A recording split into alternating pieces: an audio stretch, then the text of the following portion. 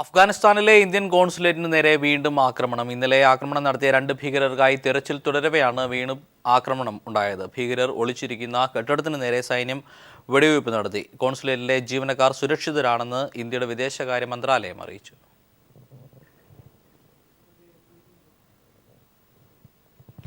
MP Kodikunnil സുരേഷും സംഘവും ചേർന്ന് ആക്രമിച്ചതായി വീട്ടമ്മയും മക്കളും. കഴിഞ്ഞ ദിവസമാണ് കൊടിക്കുന്നിൽ സുരേഷ് തിരുവനന്തപുരം സ്വദേശി അശോകനും കുടുംബത്തിനും നേരെ ആക്രമണം നടത്തിയത്.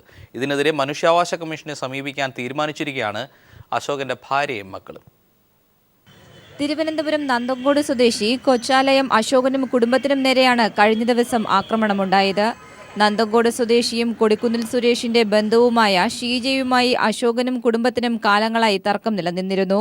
ഈ സാഹചര്യത്തിൽ മധ്യസ്ഥം വഹിക്കാനെത്തിയ കൊടിക്കുന്നിൽ സുരേഷും സംഘവും കാര്യം തിരക്കാതെ തങ്ങളെ ആക്രമിക്കുകയായിരുന്നുവെന്ന് അശോകന്റെ ഭാര്യ ഗീത പറഞ്ഞു.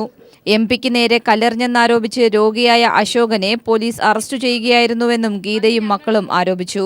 4-4:30 മണിയായപ്പോൾ കൊടിക്കുന്നിൽ സുരേഷും കുറേ ഗുണ്ടകളും കൂടി ചേർന്ന് ഞാനും എൻ്റെ ഭർത്താവും വീട്ടിലുണ്ടായിരുന്ന സമയത്ത് ഞങ്ങളൊരു പാസ്റ്ററും കുടുംബം വീടിനകത്ത് ഇരിക്കുകയാണ്.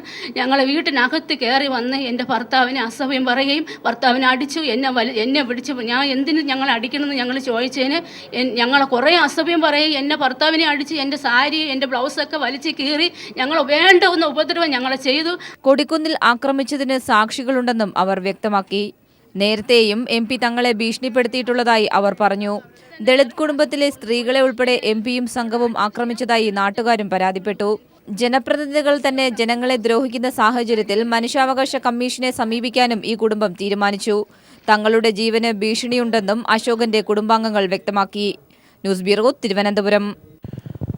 കണ്ണൂർ ചകരകൽ പള്ളിയാംകോവിലിന് സമീപം CPIM പ്രവർത്തകർക്ക് നേരെ ബോംബാക്രമണം. സമേഷ്, രാജേഷ് എന്നിവർക്ക് നേരെയാണ് ആക്രമണം നടന്നത്. ഗുരുതര പരിക്കുകളോടെ സമേഷിനെ വിദഗ്ധ ചികിത്സയ്ക്കായി കോഴിക്കോട് മെഡിക്കൽ കോളേജ് ആശുപത്രിയിലേക്ക് മാറ്റി. രാജേഷ് കണ്ണൂർ AKG ആശുപത്രിയിൽ ചികിത്സയിലാണ്. ഇരുവരും സഞ്ചരിച്ചിരുന്ന ബൈക്കിന് നേരെ കഴിഞ്ഞ ദിവസം വൈകിട്ടാണ് RSS പ്രവർത്തകർ ബോംബെറിഞ്ഞത്. കണ്ണൂർ ചക്കരക്കൽ പള്ളിപ്പൊയിൽ കോവിലിന് സമീപം RSS പ്രവർത്തകരുടെ ബോംബേറിൽ പരിക്കേറ്റ തലമുണ്ട സ്വദേശി സമേഷിന്റെ ഇടതുകാൽ കോഴിക്കോട് സ്വകാര്യ ആശുപത്രിയിൽ മുറിച്ചുമാറ്റി. ഇന്നലെ വൈകുന്നേരത്തോടെയായിരുന്നു ഒരു സംഘം RSS പ്രവർത്തകർ CPIM പ്രവർത്തകരായ സമേഷും രാജേഷും സഞ്ചരിച്ച ബൈക്കിന് നേരെ ബോംബെറിഞ്ഞത്. രാജേഷ് കണ്ണൂർ AKG ആശുപത്രിയിൽ ചികിത്സയിലാണ്. ആദ്യം 2 ബോംബെറിഞ്ഞ സമയത്ത് വെഹിക്കിളിവ ഇറങ്ങി തോന്നുന്നത് ബൈക്ക് സ്പ്ലിഡായിട്ട് വേഗം ഇവൻ ഇറങ്ങി എന്നാ തോന്നുന്നത് എനിക്ക്. അപ്പാടനെ പിന്നത്തെ ഇവന്റെ കാക്കാന്ന് അവരെറിഞ്ഞത്. RSS പ്രവർത്തകരായ ചെമ്പിലോട് സ്വദേശി ഷനിൽ, ഷിനോജ്, ഷിസിർ, ഷാരോൺ, അയ്യപ്പൻമല സ്വദേശി ലെനീഷ് എന്നിവർക്കെതിരെ ചക്കരക്കൽ പോലീസ് കേസെടുത്തു. അതേസമയം പള്ളിപ്പൊയിലിൽ ബോംബാക്രമണം നടന്ന സ്ഥലത്തു നിന്നും പോലീസ് നടത്തിയ പരിശോധനയിൽ 2 ബോംബുകൾ കൂടി കണ്ടെടുത്തു. പള്ളിപ്പൊയിൽ RSS കേന്ദ്രത്തിലെ കടയിൽ നിന്നും വടിവാളുകളും വാളുകളും പോലീസ് കണ്ടെടുത്തു. ചെമ്പിലോട് നടന്നത് സംഘർഷമല്ലെന്നും പ്രകോപനമൊന്നുമില്ലാതെ CPIMന് നേരെ നടന്ന ആക്രമണമാണെന്നും കണ്ണൂരിനെ ആക്രമണത്തിന്റെ പരീക്ഷണ കേന്ദ്രമാക്കാനുള്ള RSS അഖിലേന്ത്യാ നേതൃത്വത്തിന്റെ ഗൂഢാലോചനയുടെ ഭാഗമാണെന്നും CPIM ജില്ലാ സെക്രട്ടറി P. ജയരാജൻ പറഞ്ഞു. ചക്കരക്കല്ലിൽ നടന്നിട്ടുള്ള സംഭവം, അവിടെ CPMന്റെ 2 പ്രവർത്തകന്മാർ ബൈക്കിൽ പോകുമ്പോൾ ബോംബെറിഞ്ഞ് ഒരാളുടെ ജീവൻ അപകട നിലയിലാണിപ്പോൾ. കാല് പൂർണ്ണമായിട്ട് തകർന്നിരിക്കുകയാണ്. RSS നേതാക്കന്മാർ ഇപ്പോഴും പറഞ്ഞുകൊണ്ടിരിക്കുന്നത് ഞങ്ങളുടെ അവസാന വാക്ക് മോഹൻ G. ഭാഗവതാണ്. ഞങ്ങളുടെ സർസംഘചാലക്ക് പറഞ്ഞാൽ അതിൻ്റെ അപ്പുറത്ത് വാക്കില്ല. ഇവിടെ എന്താ നടക്കുന്നത്? News bureau, Kannur.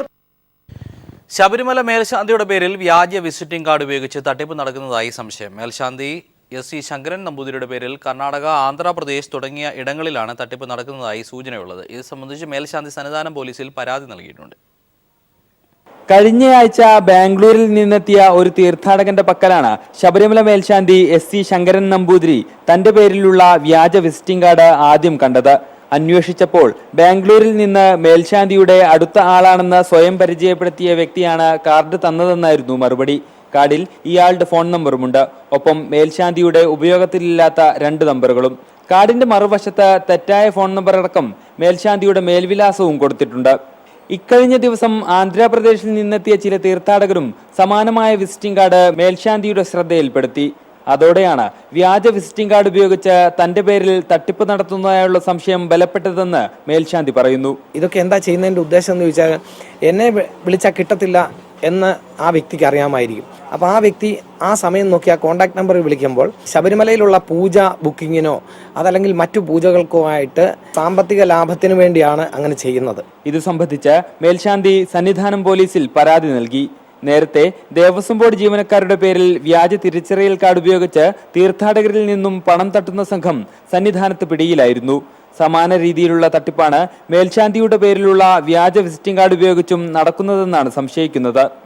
News bureau, Sannidhanam. Thiruvananthapuram ആറ്റുകാലിൽ വിൽപ്പനയ്ക്കായി കൊണ്ടുവന്ന നാടൻ തത്തകളെ വനം വകുപ്പ് പിടികൂടി. രഹസ്യവിവരം ലഭിച്ചതിന്റെ അടിസ്ഥാനത്തിൽ നടത്തിയ റെയ്ഡിലാണ് വിൽപ്പനയ്ക്കായി കൊണ്ടുവന്ന 100-ലധികം തത്തകളെ പിടികൂടിയത്. Indian തത്തകളെ പിടികൂടുന്നതും വിൽക്കുന്നതും ശിക്ഷാർഹമാണ്.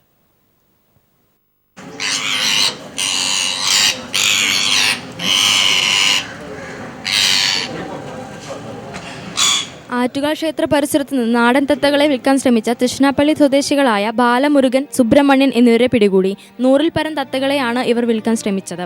Forest range DFO GR അനിയുടെ നേതൃത്വത്തിലുള്ള സംഘമാണ് പ്രതികളെ പിടികൂടിയത്. വന്യജീവി സംരക്ഷണ നിയമപ്രകാരം 3 മുതൽ 7 വർഷം വരെ തടവ് ശിക്ഷ ലഭിക്കാവുന്ന കുറ്റമാണിത്.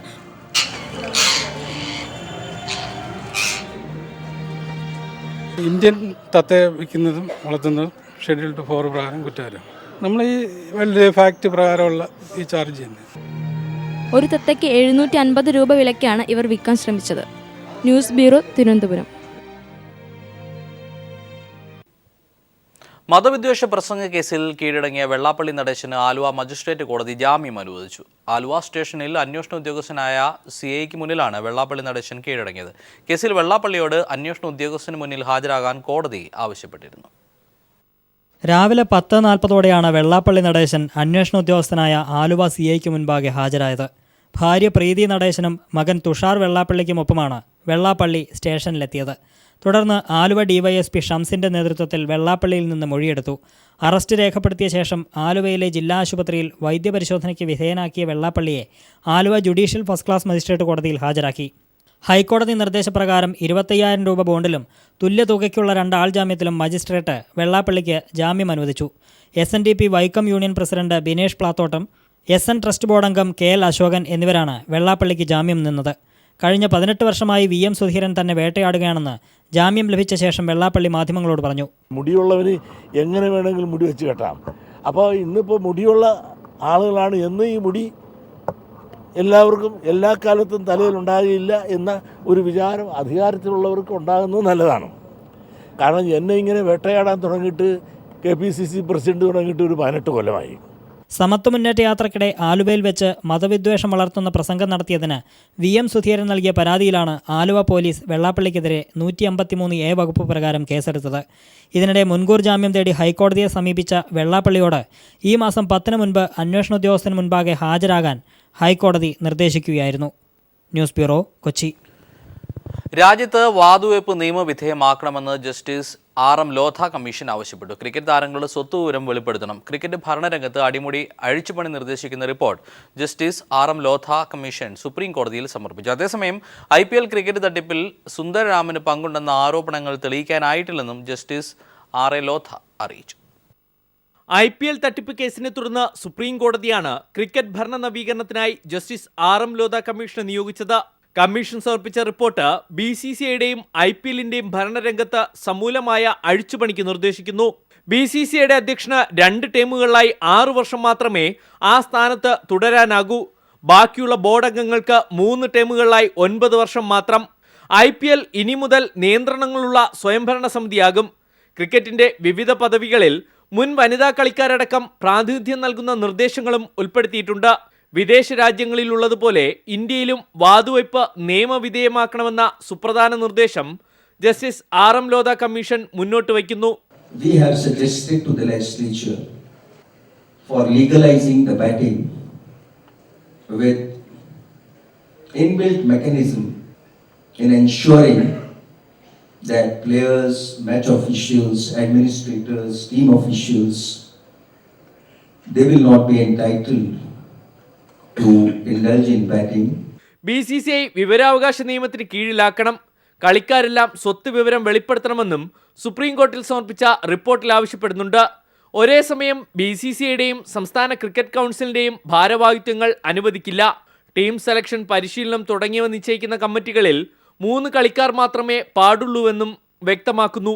അതേസമയം IPL മുൻ CEO സുന്ദർ രാമന് വാതുവെപ്പിൽ പങ്കുണ്ടെന്ന ആരോപണങ്ങൾ തെളിയിക്കാനായിട്ടില്ലെന്നും ലോധ കമ്മീഷൻ അറിയിച്ചു. News bureau, Delhi.